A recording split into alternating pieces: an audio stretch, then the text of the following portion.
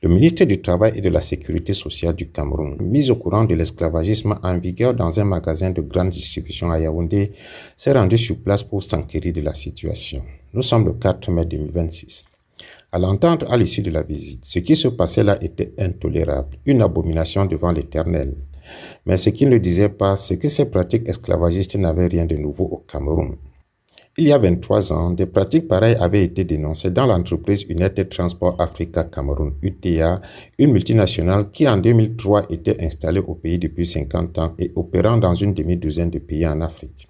Un employé avait eu le courage de saisir par courrier le gouverneur de la région du littoral, Gunoko Awunai à l'époque, pour lui présenter la situation de racisme qui avait cours dans l'entreprise. Dans les détails, l'auteur de la correspondance avait pris soin de documenter les faits présentés au gouverneur avec précision pour ne pas être traité de dément comme le sont souvent ceux qui osent porter un regard critique sur l'attitude des Blancs.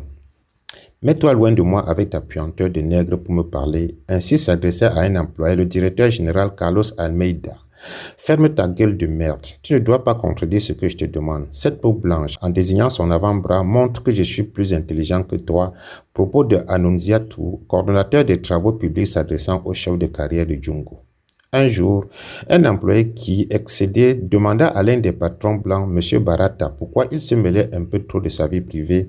Ce dernier répondit: « Le maître doit savoir ce qui ne va pas avec son chien, mais ce dernier n'a pas à savoir les problèmes du maître. » En plus des propos verbaux, des scènes étaient également décrites. Des adultes courant dans la rue tout nus, les vêtements dans la main, pourchassés par le directeur général en personne. Il s'était rendu coupable d'aller se laver 15 minutes avant l'heure de la sortie. Un employé mis à genoux par le chef d'atelier mécanique nommé Massari. Dans la société UTA, il existait des toilettes modernes à l'intérieur des bâtiments, exclusivement réservées aux Blancs, et des fosses traditionnelles à l'extérieur des bâtiments pour les Noirs. Les licenciements se faisaient selon les humeurs des patrons et très sérieux, ces maîtres ne se gênaient pas pour rappeler aux employés noirs que ni l'inspecteur du travail, ni les juges dans les juridictions ou tout autre fonctionnaire camerounais ne pouvaient rester insensibles face à leur argent de corruption.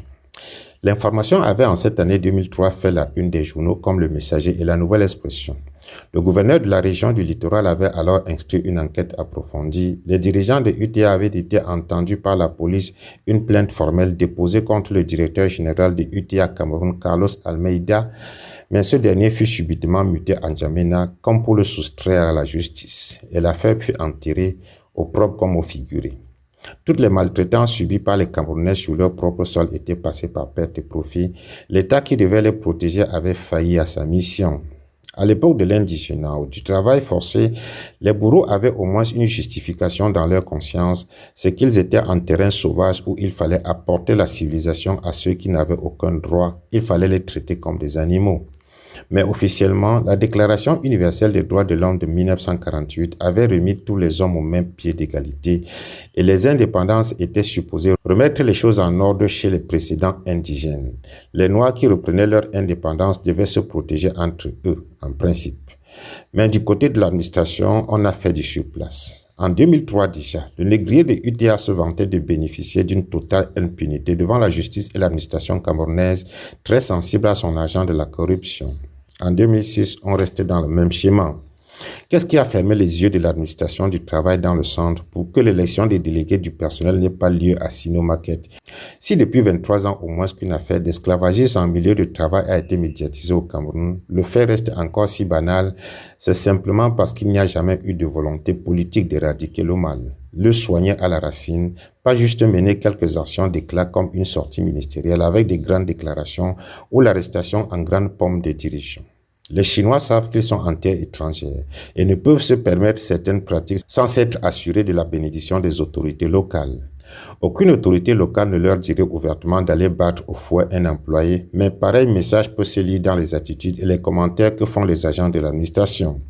Il suffit qu'après une rencontre de convivialité et échange de bons procédés entre guillemets, ils disent par exemple « Mes frères camerounais sont difficiles, il ne faut pas être tendre avec eux. Que l'étranger comprendra. » Un ministre qui démissionne après pareil incident, un délégué régional du travail mis en examen, toute la chaîne administrative garante des bonnes conditions de travail traquée et les complices sévèrement punis, voilà qui donnerait à réfléchir à tous ceux qui, étrangers ou locaux, confondent un contrat de travail à un reçu d'achat d'un esclave.